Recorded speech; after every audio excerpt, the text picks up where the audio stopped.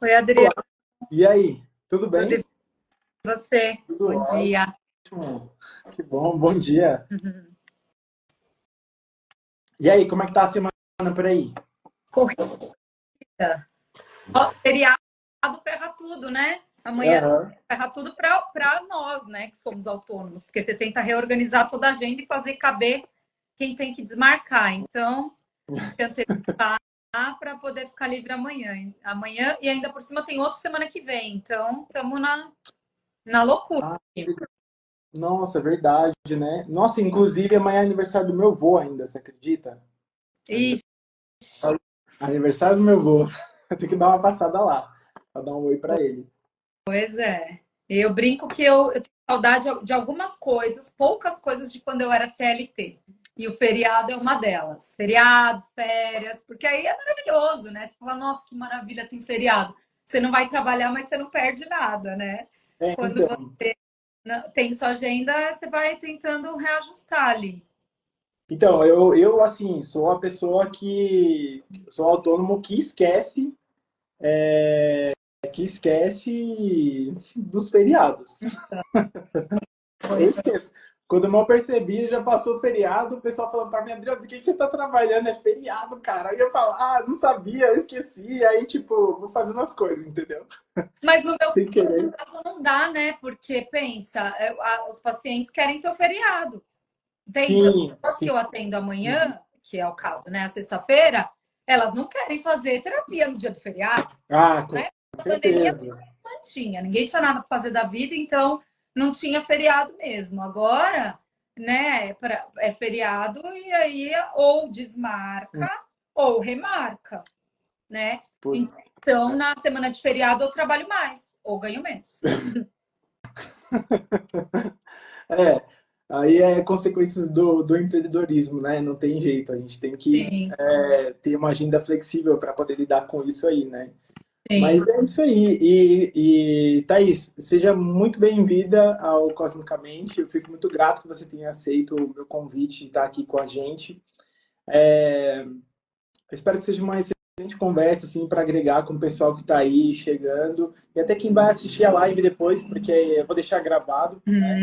Então, assim, eu adorei esse assunto, essa sugestão do assunto que você trouxe, porque eu acho que é muito importante, né? Principalmente nesse período pós-pandemia também. Eu sei que já faz muitos anos, né? Mas eu sei que algumas pessoas ainda enfrentam consequências desse período, ou talvez até de coisas de outros momentos da vida, né? Que tem muito a ver com esse tema de ansiedade, controle e tudo mais, né? E, bom, para quem ainda não conhece, Controle, né? Desculpa te interromper, porque é não, é isso. um exemplo, exatamente isso que você trouxe, Uhum. em que as pessoas se viram muito. Nossa, o que está acontecendo, né? Saiu tudo do controle, e aí muita gente teve crises bem críticas aí de ansiedade, né? Aham. E aí, assim, quem não está acostumado, eu acredito que quem empreende talvez consiga lidar um pouquinho melhor com isso, né? Porque quem empreende tem que lidar com instabilidades e tudo mais, mas uma pessoa que tem uma vida mais rotineira, assim, tem um certo costume, é tudo ali já, sabe? Como é que eu posso dizer? Digamos, planejado ou esperado. Aí, de repente, vem uma coisa que derruba tudo aquilo, né? Então, eu imagino como deve ser para essas pessoas. Assim como também para mim foi difícil me adaptar no momento de pandemia, enfim, eu também tive que enfrentar algumas coisas que foram desafiadoras, né?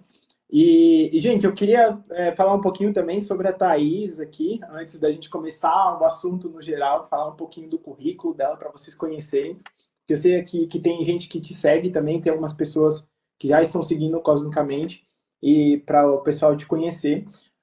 Gente, a Thaís é psicanalista e comunicóloga, tá?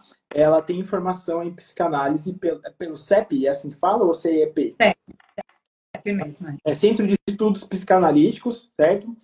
Tem Fundamentos da Psicanálise e sua Prática Clínica pelo Instituto SEDES, Sapiente, é assim que fala? Sim. Ah, legal. E formação em AT, acompanhante terapêutico pelo Grupo Contato. E eu lembro que você é formada em marketing e publicidade também, É, não minha é? primeira formação em comunicação social com habilitação para publicidade, né? Hum. Trabalhei por alguns bons anos. Ah, legal. E aí você fez essa transição para. Faz muito tempo que você transitou para essa profissão De atual? vez para trabalhar mesmo faz 10 anos. Agora, eu comecei a estudar psicanálise em 2011. Então, já Nossa, faz tempo, então. 13 anos. Tá muito tempo trabalhando com isso. Sim. Legal. Legal, então já tem muita experiência aí, já tem muito o que compartilhar aqui com a gente aí. E sempre que aprender. Quanto mais o tempo passa, mais a gente percebe que tem que estudar mais. Ah, nossa, isso é verdade, isso é verdade. Então, Thaís, vamos abrir um pouquinho sobre esse assunto, e o que que você tem para falar para a gente sobre esse tema que a gente definiu, que é a ansiedade e essa coisa da perda do controle, enfim. Legal. É um tema muito amplo, né, Adriano? Eu estava pensando ontem, quando estava escrevendo um pouco, seria legal compartilhar, porque dá para olhar a ansiedade de várias frentes e em vários níveis de profundidade, né? A gente pode falar dos tempos, tem toda uma questão cultural, né, e de gerações, a questão do trabalho, que é muito estudada, né, a relação da ansiedade com o trabalho. Então, chega muito no consultório pessoas muito angustiadas com as pressões do trabalho, né? Com o dia a dia, com o ritmo, com a competitividade, né? Então eu poderia tem o tal do burnout, a própria síndrome do pânico, né? Muitas vezes elas aparecem relacionadas ao tema, né? Ao âmbito profissional. Aham. Mas em falar em controle, por quê? É um limiar, assim, né? É muito curioso, tanto a ansiedade quanto o controle, o quanto o tanto, né, influencia. Então, por exemplo, a gente dá para eliminar toda a ansiedade? Dá para não ficar ansioso nunca? Não, não só não dá, como a ansiedade pode ser positiva, né? Existe ansiedade para coisas boas, você fica ansioso para uma viagem, você fica Uhum. ansioso por um desafio novo, né? Então, assim, a ansiedade te move, te impulsiona, né? Te faz conquistar coisas, né? Uhum. Mas é o tanto, né? Tem um tanto aí que, numa certa medida, quando a ansiedade você só pensa no futuro, né? Por que eu trouxe o controle? Pensar em futuro. Sim. Futuro, é bom pensar em futuro? Então, a gente estava brincando aqui, né? Falando de CLT, de trabalhar de outras épocas. Quando você vai participar de um processo seletivo, eu não sei se hoje em dia ainda é assim, mas te pergunta, uma perguntinha básica de RH. Onde você quer estar daqui 5 ou 10 anos? Não sei se ainda faz essa pergunta. Aham. Poxa, é importante você ter ali um horizonte? É. Só que se Sim. você vive preso no plano futuro, no amanhã, isso vai te gerando uma angústia que vira muitas vezes uma ansiedade mais patológica, né? Mais crítica. Então, e nem sempre a gente controla, quase nunca a gente controla tudo do futuro. Então você tem Uhum. que ter os marcos ali, mas também ter um tanto que vai ter que lidar com as frustrações de isso não deu certo, né? Isso não aconteceu conforme eu esperava. Ou, pior ainda, aconteceu completamente diferente, né? Aconteceu um desastre, aconteceu uma catástrofe, tudo Aham. mudou. Eu assisti um filme essa semana, estou marcada por ele até agora, foi no sábado, que chama A Vida em Si. Até publiquei aqui no Instagram, Aham. porque me marcou muito que é muito dramático, assim, é muito trágico o que acontece com as vidas dos personagens, né? Das histórias. Tá tudo indo maravilhoso, você tem 1000 planos, tudo tá acontecendo, mas aí vem uma morte, né? Ou vem uma perda. Então, para coisas desse nível, fazendo um paralelo até a gente falou um pouco antes da pandemia. Uma coisa é você falou, mas para quem era autônomo, talvez lidou melhor, né, com alguns aspectos da pandemia, porque já não tem uma vida tão certinha. Uhum. Mas a pandemia tocou em temas como a morte, né, como a vida, como uma perda sobre a qual a gente não tem controle Sim. mesmo. E aí Verdade. é isso que eu falo do não ter controle e tentar se adaptar a esse saber, né? A psicanálise entra muito nisso, assim, as pessoas vão falando ali do superficial, uma coisa ou outra, e quando vê, chega num tema que, poxa, sobre isso não tem o que ser feito, né? É o fato. E também tem o medo da perda também, né, no momento como esse. Uhum, Porque ao mesmo tempo que você se preocupa com você, você se preocupa com as pessoas ao seu redor, né? sim, Então, sim, além de perder, também tem a questão do medo da perda, do né? medo da perda. É. Faz E ao total sentido. medo, isso é interessante, né? Por isso que eu falo, tenho tanto, né? Assim como a ansiedade que eu falei, tem o lado bom, um lado positivo, né? Que ajuda, o controle também. Eu ouvi até um dia desses, a Ana Sui. Eu vi pelo Instagram, mas ela estava numa entrevista na GNT, e ela deu um exemplo, falei, nossa, muito bom, cabe super no que eu tô pensando, né? Porque esses temas inexoráveis que nos abalam muito, que nos desorganizam demais, tem que ficar quietinho ali, né? Você não vai ficar o Uhum. tempo todo pensando nisso e lidando com isso. Então, o controle de uma mini esfera, uma rotina, por exemplo, ela te organiza, né? Ela Sim, abaixa a ansiedade. Então, é um controle. A rotina, ela ajuda muitas, né? Muita gente fala de ter uma rotina para baixar a ansiedade, né? sim. Ter uma rotina para conseguir comer melhor, para conseguir, enfim, cuidar de tal aspecto da vida. Isso é uma forma de controle saudável.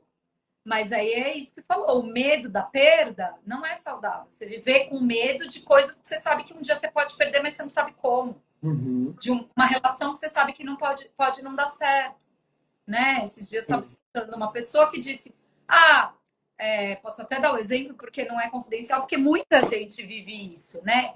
Aham. Eu não quero entrar nessa relação porque eu não quero sofrer. E aí, se não der certo, e é bem possível que não dê, eu vou ter que sofrer. Aí já não é, né? Aí como que você faz? Você não vai viver? Porque você não sabe se vai dar certo. O que é dar certo? Quando que essa relação pode acabar? Por que pode acabar? E aí, ou você vive na relação com medo de que ela acabe e não consegue, né, desfrutar daquilo, ou você nem vive.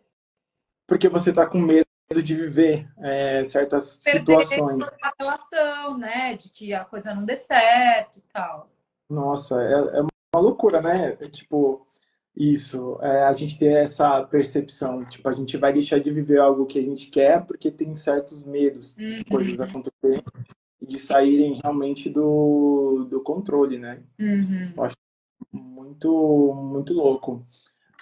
Mas assim, eu vejo que uma parte que me chama a atenção é mais sobre questão de trabalho mesmo. Eu lembro que quando eu trabalhava, quando eu era CLT mesmo, até quando eu estava no estágio, eu tinha uma ansiedade assim gigantesca de realmente, tipo, tá ali trabalhando igual um louco, fazendo as coisas acontecerem, entregar resultado tipo, não percebia o quanto isso me gerava ansiedade, sabe? Eu tinha o sentimento, só que eu não percebia o quanto isso poderia ser prejudicial, sabe? vai no Tipo, automático. É tomar. é, imagina que loucura, tipo, tá na faculdade, eu acho que essa é a vida de muitos brasileiros até, né? Tipo, Sim. vai pra faculdade de manhã, aí depois à tarde tem que comer rápido porque logo em seguida tem que ir trabalhar. Aí você chega em casa, aí você tem que estudar e tipo, no tempo livre que você tem, não pode dormir tarde, dormir e aí tipo acorda cedo e aí segue a semana toda assim, tipo, 6 por 1, até segunda a sábado. Aí no domingo, quando você tem tempo, você não pode, tipo, ir aproveitar a vida. Você tem que estudar. Ou você tem que trabalhar, ou quer dizer, ou você levou o trabalho para casa. Já aconteceu muito comigo isso. Quando eu trabalhava na HP, ou quando eu fui gerente de e-commerce também, eu tive que trazer muito trabalho para casa e isso tipo me gerava muita ansiedade assim que eu nem percebia, nem Uhum, estava ligado. sim. Então, e aí é isso, né? Tem coisas sobre as quais a gente fica muito até impotente, né? Assim, é isso, tem dados da realidade, Uhum. né? O trabalho e essa pressão muito grande é algo do nosso tempo, da condição de cada um e de muitos, né? Uhum. Que não dá para negar. E o que você faz numa análise? Você vai lá, ou numa terapia, né? Você vai buscar quando chega num limite, né? Você vai buscar cuidar do que ficou ali, né? Dos Do sintomas, resto. do sintoma que isso está te despertando, né? E aí, Uhum. lógico, dá para pensar, dá para mudar isso, dá para mudar aquilo, mas muitas vezes não dá para mudar o tanto que você trabalha, mas dá para mudar certos aspectos, em certos aspectos, a forma como você encara o trabalho, Uhum.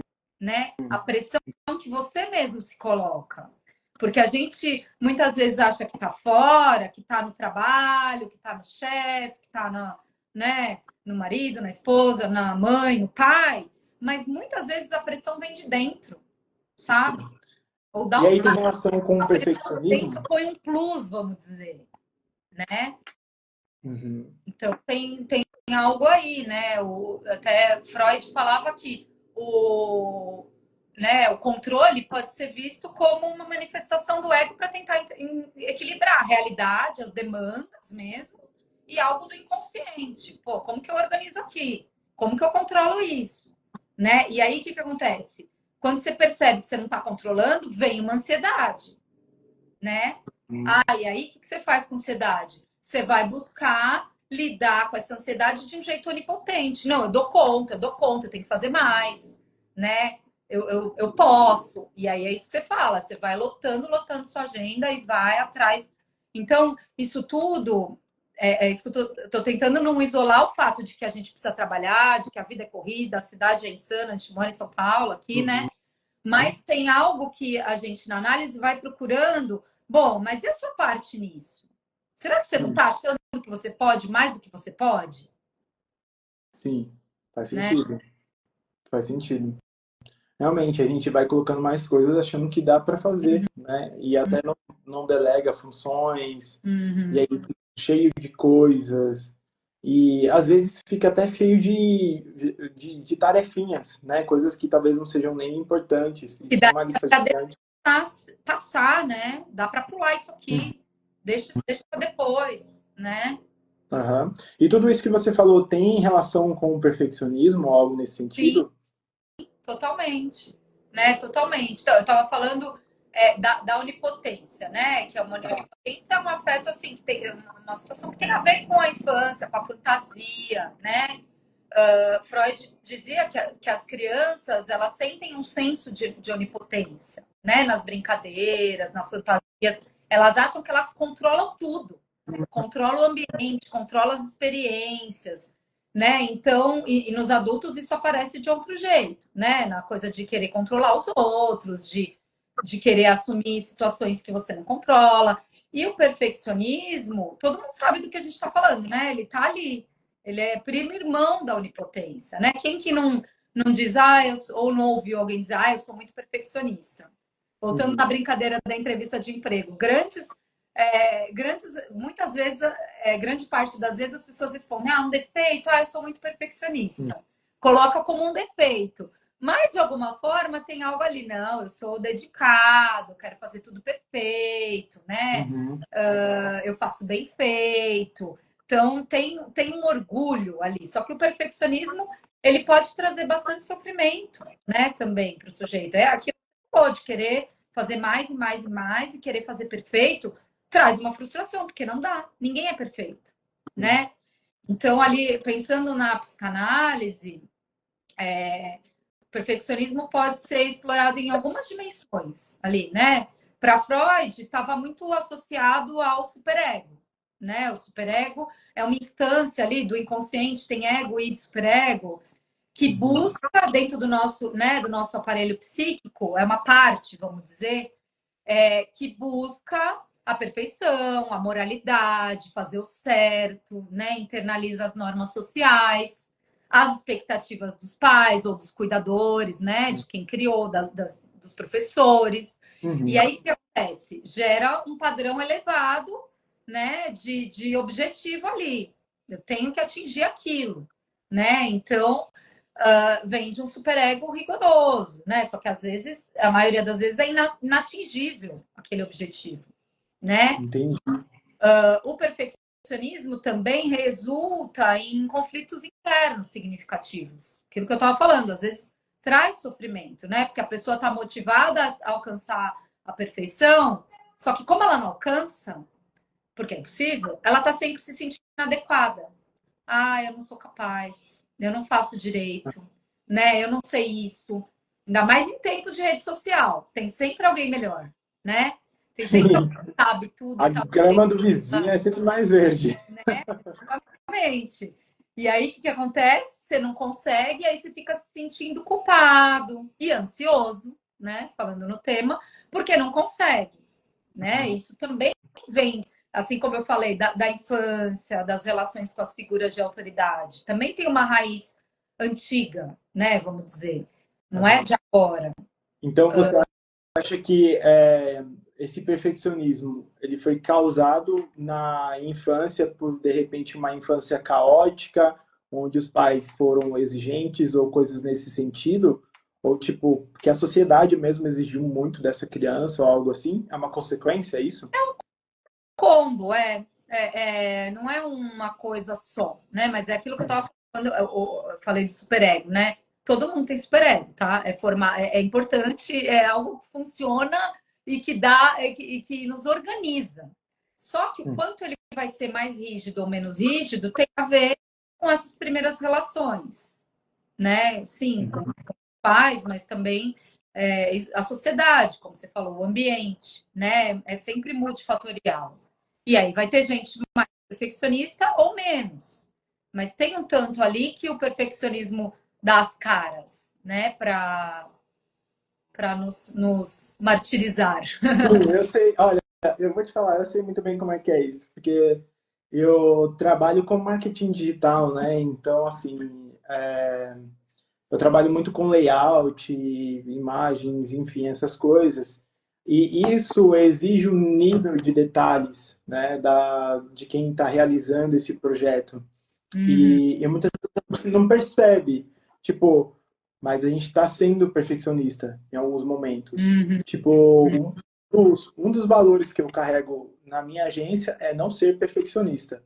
E isso tá. eu levo até para os meus parceiros justamente por conta dessa questão de saúde. Mas por que eu faço isso? Porque eu sei que é difícil a gente que trabalha com esses tipos de projeto não ser perfeccionistas, porque a gente sabe que sempre tem um detalhezinho ou outro ali Sim. que, que foge. E aí a gente vê projeto tipo, sabe, bate o olho direto no projeto e fica revendo refações, coisas nesse sentido, entende?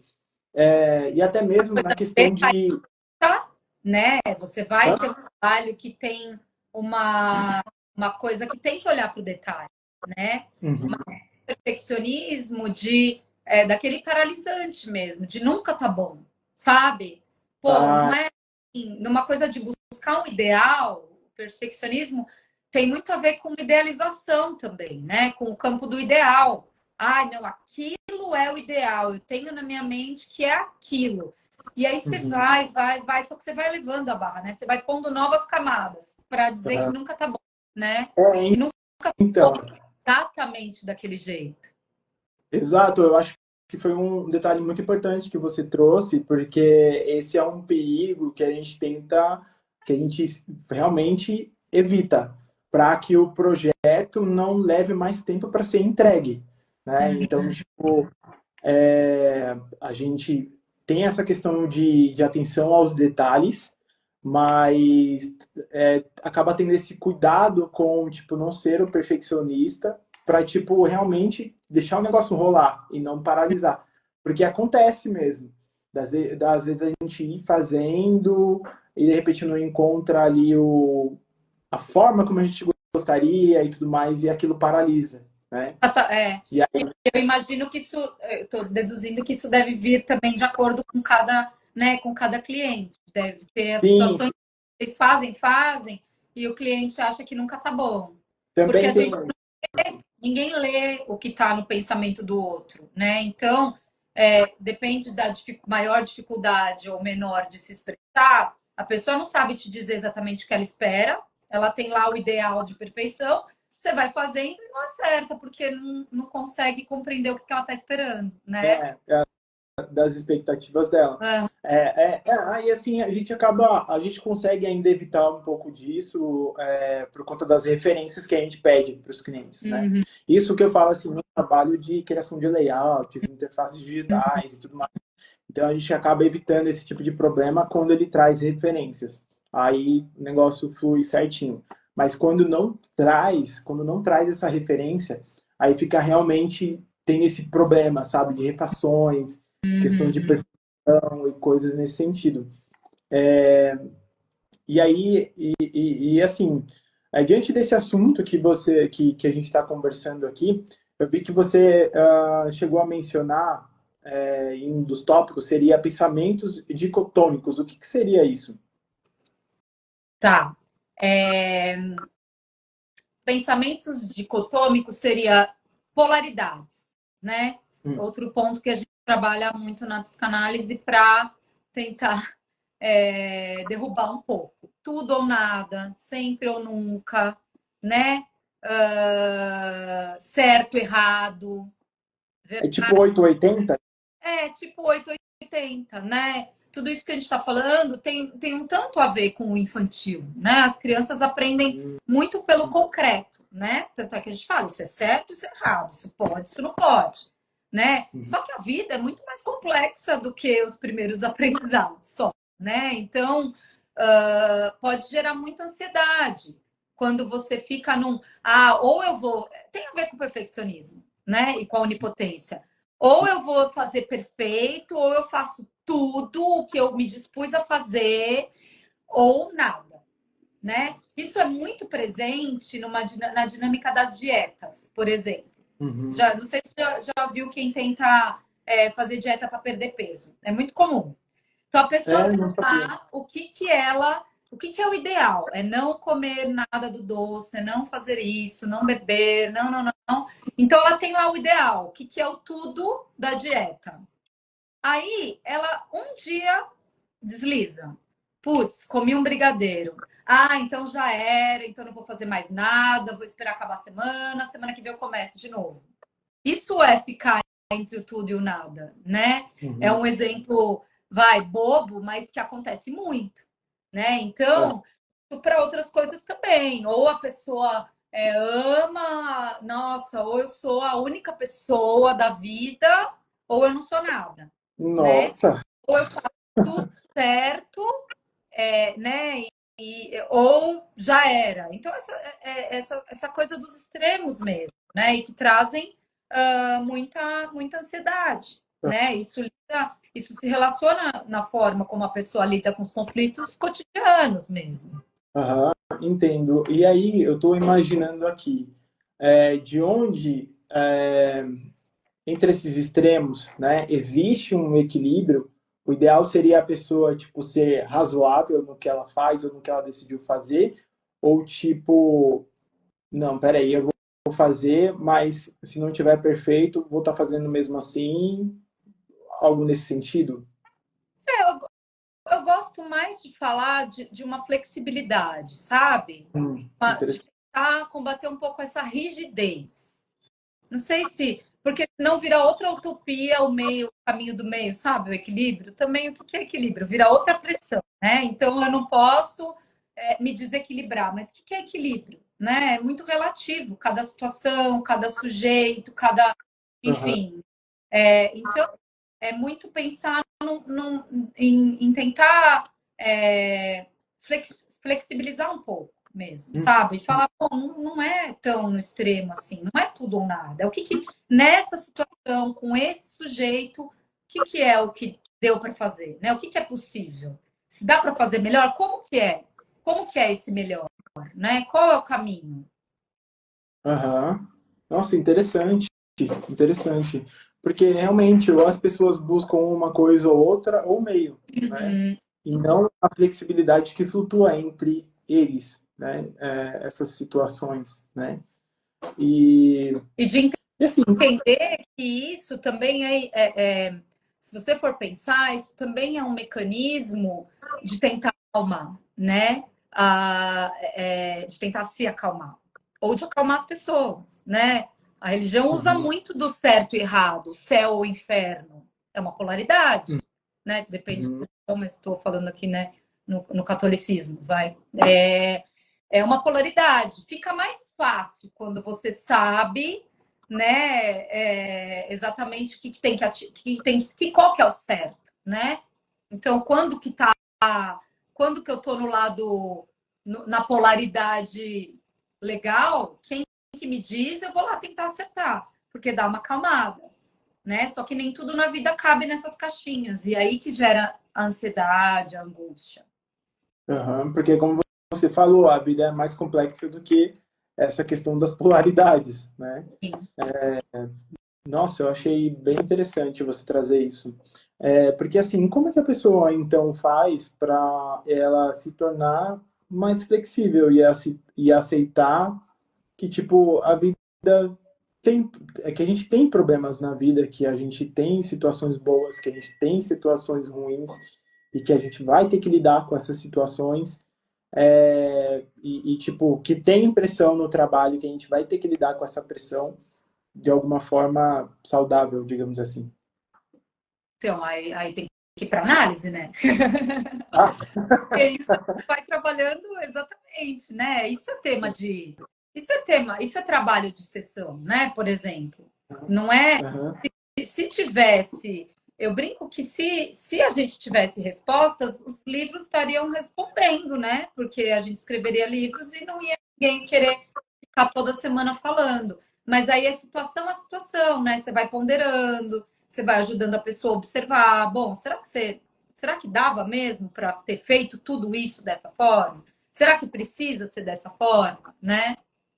uhum, Mas aí é isso, aham, a cada é muito subjetivo. É cada história de vida, é cada situação, é cada jeito que cada um lida, né? O aham. que para você vai ter sofrimento, para o outro não. Ah, verdade. E aí você tem que ter uma análise do contexto da pessoa, né? Então é uma coisa individual. Sim. Entendi. E de como aquela Bacana. pessoa se constitui, né? O que ela, quais são ali as questões para ela. Aham, entendi. E aí, vem uma pergunta aqui agora e uma curiosidade, na verdade. Qual foi o caso mais extremo que você viu assim de ansiedade? Você pode falar pra gente? Acho que um caso específico não, de uma pessoa específica, mas eu diria que um caso extremo de ansiedade são as crises de pânico, né? Hum, Nomeia de forma hoje em dia, mas o que, que é uma crise? Uma ansiedade que toma o corpo, né? Uma ansiedade que ocupa e a pessoa acha que vai morrer. Isso é, né? Um sintoma. nossa. Quem conta que eu tive uma crise de ansiedade, né? A gente diz uma crise mesmo de pânico. E muita gente chega no hospital achando que está tendo um ataque cardíaco. Isso é muito extremo, né? A Aham. pessoa não consegue pensar ou tem uma falta de ar que não consegue nem falar, né? Então ela acha que está morrendo, chega lá, faz exame, muitas vezes nos pronto-socorros nem fazem, eles conseguem identificar e não tem nada, né, acontecendo de fato assim que precise de uma interferência médica, né? É Uhum. uma ansiedade, é algo que está ali que a pessoa não sabe nem falar o que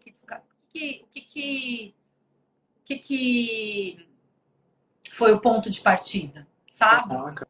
A análise, as crises de pânico, elas surgem quando algo não conseguiu nem ser nomeado porque não está nem simbolizado, né? É uma angústia muito profunda que está ali e eclode num sintoma físico. E a pessoa não consegue explicar o que está rolando, Não né? consegue explicar. E eu tô lembrando aqui de um influencer. Ele é mais famoso no TikTok. Eu esqueci o nome dele, mas é um cara que fica mais tipo numa área de fazenda, assim, e tal. Ele é da zoeira, assim, da comédia. E ele falou que estava na academia e ele pegou a gravação da academia dele tendo uma crise de pânico na academia. Ele Ele falou tem. que já ele teve uma crise de pânico, aí ele pegou a gravação. E aí ele foi para uma salinha, e na salinha a namorada dele foi lá ficar com ele, conversar com ele, e o cara lá, né, tipo, abanando o rosto dele, que ele tava suando, e ele tava literalmente achando que ia morrer, tipo, sendo que ele só tava na academia, né? Tipo, Então, não tava acontecendo não nenhuma é que é situação algo extrema. ali na academia, entende? É algo que Uhum, está acontecendo dentro dele e que ele foi guardando aquela angústia. Não conseguiu nem perceber, nem falar, deixa quieto, sabe? Aquela coisa assim de ir passando por cima, né? De não olhar. E aí, em algum momento, explode, né? aham. Nossa, que loucura. E aí, eu fiquei com uma dúvida aqui. Porque eu vejo que hoje em dia, não sei se a gente pode entrar nesse assunto com você, né? Mas eu vejo muito essa coisa do TDAH, que quem é TDAH também tem muito essa coisa da ansiedade, essas coisas nesse sentido. Você acha que tem relação ou, tipo, nada a ver? Não, não vou nem dizer que nada a ver, mas realmente não é muito meu campo, porque é um diagnóstico psiquiátrico, né? O TDAH. Realmente tem ali abordagens da psicologia que talvez vão trabalhar mais focadas nesse sintoma, né? Nesse diagnóstico.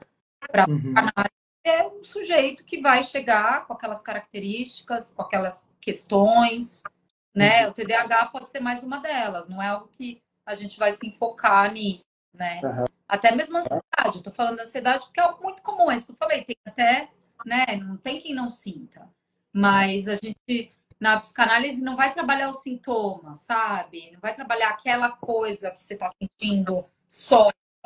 Ela vem de algo, de um todo, né? uhum. Bem de contexto, né? 360 graus. Sim, sim. Legal. Mas no E TDAH tem questões genéticas, né? E questões outras, daí a gente não, eu não consigo fazer isso. verdade, verdade, verdade.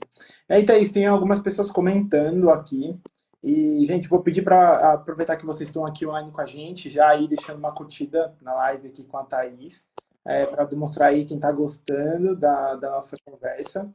E aí, vamos ver o primeiro comentário que rolou aqui. Produtos Muse. Eu sempre tive medo da perda, nunca queria ver meus pais partir antes de mim, mas infelizmente aconteceu e realmente aumentou tudo, ansiedade, depressão, enfim. Isso foi uma das coisas que a gente comentou, né, sobre a perda, quer dizer, o medo da perda, né, seria o medo da perda e da morte também, praticamente, que a gente estava falando. O medo da perda e o medo de algo que você não controla, né? Por isso que eu falei que a gente às vezes se distrai com algumas coisas que a gente pode controlar para não pensar nas que não pode controlar, né? Porque ninguém quer pensar que vai ver os pais morrerem. O mais provável pela da vida é que a gente veja os pais morrerem, né? Pela questão quem vai de idade, tudo. E é muito triste. E não é algo que você consegue lidar antecipadamente. Ninguém se prepara para algo assim, né? Ninguém está preparado. Só pode ter ilusão, não. Eu estou preparada, eu evoluí no tema. Mas na hora você vai sofrer, porque dá muita, né, saudade. Faz Dá muita angústia, né? Tipo, muita angústia. nossa. E deixa eu finalizar aqui os comentários, já trago outra pergunta que eu tive aqui. Amazônico. Amazônico. Ok, vou deixar assim. Também tem a questão de que o imperfeito para quem faz é perfeito para quem recebe, na maioria das vezes. De que o imperfeito para quem faz é perfeito para quem recebe, na maioria das vezes. Isso também tem. Isso acontece também. Quando você está trabalhando, é isso que a gente está falando. Se você é muito crítico com você e tem um ideal ali, você sabe qual que é o seu ideal. E aí você não consegue atingir, você fica falando, não tá bom, não tá bom, não tá bom. Mas às vezes a pessoa do outro lado, para ela, o ideal é outro, né? Para Uhum. ela tá ótimo, tá perfeito. Isso aconteceu bastante já também, de tipo, às vezes eu fazer um projeto e tipo achar que, ah, ok. Vou Uhum. entregar ali para o cliente, vamos ver qual que vai ser o feedback dele e daí eu vou aprimorar. Mas aí ele Hum. fala, não, perfeito. Eu falo, Tá ótimo. calma. É. Não, então beleza, está perfeito, tudo bem para você, tá tranquilo. Vou só fazer uns ajustes aqui que eu gostaria Pois e aí é. eu te entrego. Tem mais um comentário aqui, Malu. Eu tive. Entrei no PS de cadeira de rodas. Achei que estava infartando, horrível. Isso foi do comentário que a gente fez Da crise de do influencer. É. que é isso. E aí tem gente que vai ter numa situação isolada, por isso que eu falei, né? Foi curioso, a gente falou da pandemia logo no começo. A pandemia eclodiu muita crise de ansiedade desse nível, né? Mas aí, quem tem numa situação isolada, ok, talvez nunca vai saber exatamente, né, o que estava acontecendo. Agora, quem tem de forma recorrente e tem que tomar remédio, vai ter que ir para terapia, para análise, vai ter que aprofundar nisso, sabe? Porque Uhum. senão dá, não passa nunca. Que loucura, né? E aí, tipo, e quando a pessoa tem uma crise de ansiedade, tipo, existe alguma técnica que ela pode usar para poder, tipo, amenizar ou, tipo, não, vou ter que lidar com isso e esperar passar? Olha, nesse nível de crise, muitas vezes a pessoa, se ela vai até o hospital, porque ela não está aguentando, eles acabam medicando, né? Eles dão um medicamento bem potente para derrubar mesmo. Agora, Isso. que é o que eu falei, quem tem muito recorrente vai aprendendo técnicas para tentar voltar, né? Na psicanálise propriamente dita, a gente não trabalha com isso, mas eu sei que, por exemplo, você falou do cara lá do TikTok, que deu exemplo que foram, né, ajudar, então, muitas vezes é respirar, é focar na respiração, né? É tentar fazer trazer o foco para o momento presente ali, sabe? Se distrair da crise, meio isso, né? Aham. E uma pessoa que falou que a psicóloga, outra linha, né, de terapia, mas deu uma dica que para ela funciona muito, que é pôr a mão no gelo, pegar umas cubos de gelo, porque daí ela fica atenta naquilo e acaba a crise vai se dissipando, né? Caraca. Mas respirar é uma Porque. grande coisa que você escuta direto por aí, né? Tá ansioso, mesmo que não seja uma crise nesse nível. De imediato, falando do sintoma, né? Não é que vai tratar a origem, mas tá ansioso, respira, porque a gente para de respirar quando tá, pode ver, até com pressa. Então, uma ansiedade assim de tipo ir de um trajeto para outro que você tá com o horário apertado, você para de respirar, você esquece, né? Respira muito rápido, muito pouco. Uhum. Então, normalmente é a dica mais frequente. Nossa, essa do gelo eu fiquei surpreso, mas É, parece que faz sentido. sim. Porque realmente aquilo ali, o gelo vai começar a queimar, entre aspas, né, a mão e vai chamar a atenção, né? Porque, enfim, gelo. Ninguém gosta de coisa gelada tocando no corpo, né? Então, então realmente vai chamar a atenção. E aí, Thaís, você acha que tem mais alguma coisa assim relacionada a esse assunto que a gente possa trazer aqui para o pessoal? Acho que a gente passou por tudo, né? Assim, pelo principal, por tudo nunca, na verdade, mas pelos tópicos, né, que a gente pensou em trazer, sim. Uhum. Não, legal. E assim, e o que que levou você a entrar para essa área? Porque você trabalhava com outra coisa, né? E tipo, o que que te levou a trabalhar com esse lado mais terapêutico e tal? Uhum. Muito, acho que são várias fases, né? Vários aspectos. O primeiro eu fiz terapia muito nova porque eu quis. Não é que eu tinha algo assim muito nova não, porque tem crianças que fazem, né? Precisam e tal. Uhum. Mas eu gostava, eu lia livros, eu fiz ensino médio técnico Ah, e ensinos não técnicos também tinha, tá? Mas na minha época do ensino médio, que nem chamava ensino médio, tinha psicologia, uma nossa! psicologia. Um ano de psicologia. E aí eu adorei, imagina, 15 anos, 16, eu já lembro de ter adorado. E aí eu lia algumas coisas, eu sempre gostei, assim, sabe, dos dramas humanos, sempre adorei escrever, ler sobre esses assuntos. E aí, com 20 anos, eu acho, sei lá, 19, eu queria muito fazer terapia, porque eu queria, sabe? E aí foi muito legal para mim, mudou várias coisas na minha vida, esse primeiro processo lá. E eu já trabalhava, começando a trabalhar em empresa, acho que eu era estagiária. E aí, com o tempo, foram vindo as crises com o trabalho, né? Mas eu acho que eu já gostava. Só eu pensava em fazer psicologia, né, na faculdade, só que era uma época que, imagina, né? Não, isso aí não vai ter campo, como que você vai trabalhar, como que vai, né? Vai ganhar dinheiro. Uhum. E não era tão comum, né? Agora toda hora você conhece alguém que fez, que faz psicologia, você conhece psicólogo. Na época não era comum, né? Tanto é que eu peguei a indicação da minha primeira psicóloga com uma colega no, que virou minha grande amiga depois, mas num curso de espanhol que fazia terapia. Eu falei, nossa, eu sempre quis, sabe? E aí fui fazer. Aham. Aí eu estava trabalhando em empresa, já tinha minhas questões ali com o trabalho, não com o trabalho também, mas acho que com a função, sabe? Com a área, com o marketing em si. Uhum. Aí uma amiga minha, que também tinha trabalhado também trabalhou em empresa, em marketing, começou a fazer um curso livre de psicanálise mais básico, bem introdutório. E aí ela tava adorando. Eu falei, eu vou fazer também, né? À noite, depois do trabalho, uma vez por semana. Aí já era. Aí eu fiz o primeiro ano, eu falei, eu nunca mais vou parar. E aí, nunca mais parei mesmo. Nossa, legal, bacana.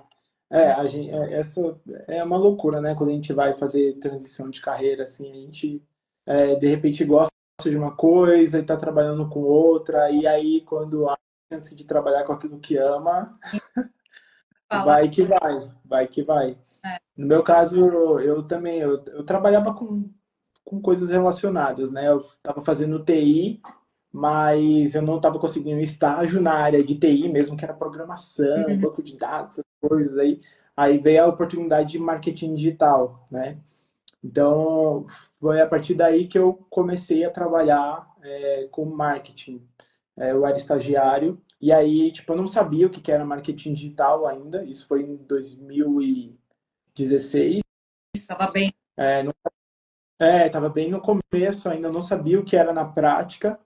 E aí, de repente, o cara falou assim, ó, isso aqui é o Google Ads, vai lá, estuda aí como é que faz, Se vira. bota para rodar, se vira. Não, que o meu estágio foi assim, tipo, foi muito se viration, se vira nos 30. Uhum, E aí eu falei, então beleza. Tipo, quando eu fui ver, 20 minutos depois que eu finalizei um anúncio lá no Google Ads, já tinha gente ligando na agência para poder uhum. marcar e fazer novos projetos. Aí eu falei, putz, é isso aqui. Aí eu continuei a partir dali, porque na época da faculdade era muito teórico, eu já estava quase me formando praticamente, já estava Uhum. 3 anos na faculdade, era muito teoria, muito estudo, pouca prática, aí de repente eu vi um negócio que era prático e que eu não precisava levar tanto tempo assim para ter resultado. Fiz um Uhum. negócio e ter resultado 20 minutos depois. Sim. Então isso aí, tipo, me pegou e aí eu continuei até hoje trabalhando com marketing digital. Aí E olha quem trabalhar, está aqui na live, eu não sei. trabalhar já é tanta, já tem tantas pressões, né, em torno do trabalho, enfim, que a Uhum. gente se puder trabalhar com algo que gosta, é um privilégio, né? Não é todo mundo que, muita gente não pode. É muito melhor, né? Nossa, e assim, é uma coisa que eu sou até muito grato assim por isso, porque eu tinha um amigo que eu trabalhei em call center, é uma Uhum, porcaria. uhum, Trabalhei em call center. Tipo, o tempo que eu fui CLT, eu só fui CLT 2 anos. Dois tá. anos ou um pouco menos que isso. E aí, tipo, foi uma porcaria. Isso acabou com a minha cabeça, tipo, assim, sabe, muitas preocupações, muita pressão, era uma chatice do caramba. E saí, e fui trabalhar com essa parada de marketing digital. E a partir dali eu me tornei uma pessoa muito mais grata pelo trabalho que eu tinha. E eu lembro de um amigo meu que já estava na beira dos 30 anos e tal. Nessa época eu tinha 23, 24 anos por aí. E ele vivia reclamando que estava trabalhando sempre com coisas que ele não gostava, que ele não conseguia fazer, Uhum. coisas que ele gostaria, e que ele sempre tinha que procurar por trabalhos que dariam mais remuneração para ele do que fazer algo que ele gosta. Sim. E eu não, e eu sempre tive a teimosia de acreditar que é possível trabalhar com aquilo que eu amo. Uhum. Eu sempre, eu sempre tive essa teimosia, porque eu sempre escutei faça, faça o que dá dinheiro, faça Uhum. isso, faça aquilo. Você Uhum. vai ganhar dinheiro? Não vai? Sim. E tipo, não. Então eu sou tão teimoso que eu fui jogar handball, né? Mas eu sou semi-atleta, tentei carreira Uhum. no handball, mas não rolou também. Fiquei só no amador mesmo. Uhum. Mas eu acho que a teimosia veio daí também. Então, tipo, quando eu fui ver, eu estava trabalhando com marketing digital, que era algo que eu amava também. Uhum. E graças a Deus, assim, posso trabalhar com aquilo que eu amo, Sim. né?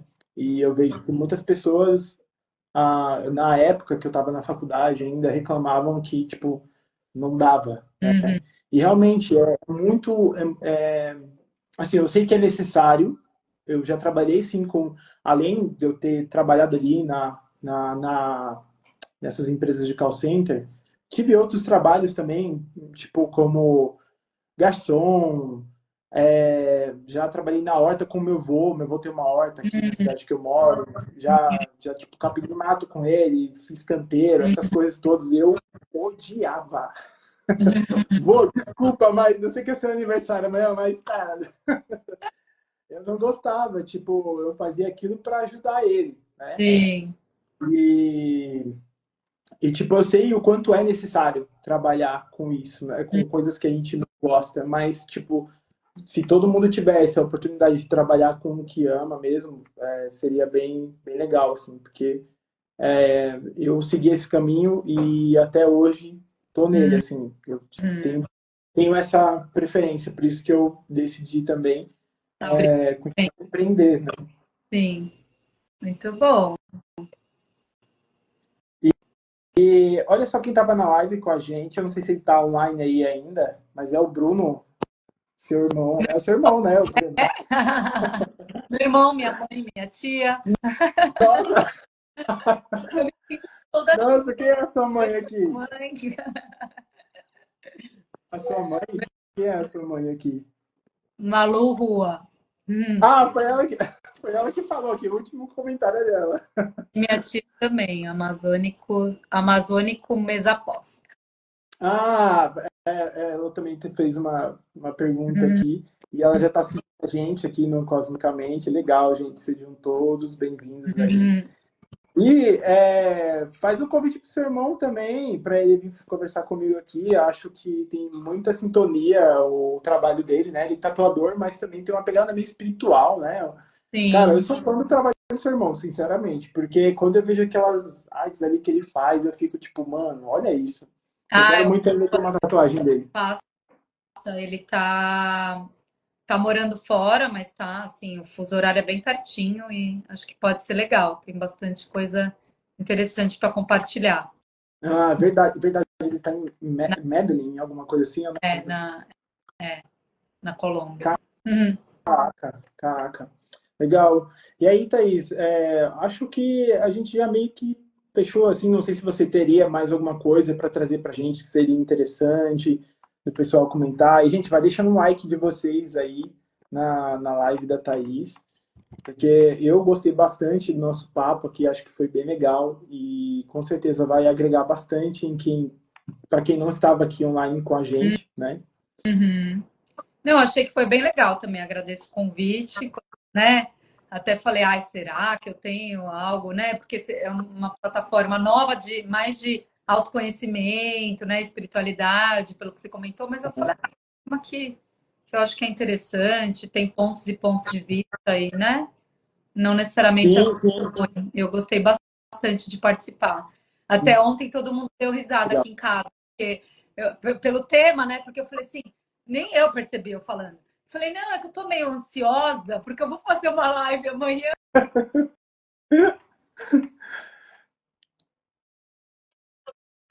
que não é algo que eu faço. Bom, você sabe, eu tenho dificuldade de me ver no vídeo, de falar, de me escutar. Então, é um desafio, mas foi bem bacana. Obrigada pelo Vai convite. rolar corte depois, hein? Vai rolar uns cortezinhos aí a gente pode postar em colaboração com você aí e a galera vai começar a te ver, Legal. né? E que bom que você aceitou o meu convite, eu fico muito feliz por isso, porque realmente vai agregar muito valor às pessoas que estão aqui seguindo a gente, e com certeza vai agregar valor.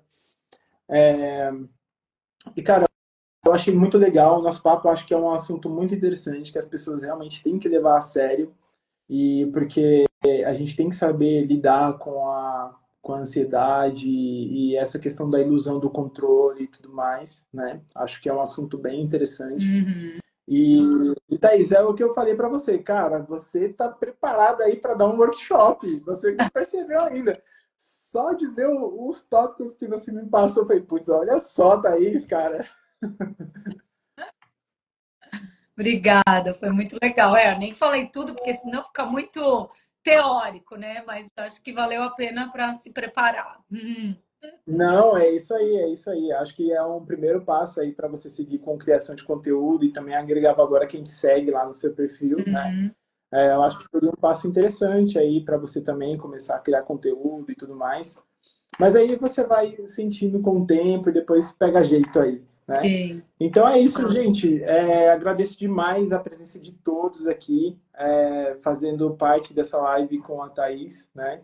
E é o que eu sempre falo, se vocês não tivessem aqui online, talvez a live não seria tão valorosa, né? Porque as dúvidas, os comentários que vocês trazem é sempre muito, muito bom, né? E já tem gente comentando aqui, ó, parabéns, eu adorei, parabéns.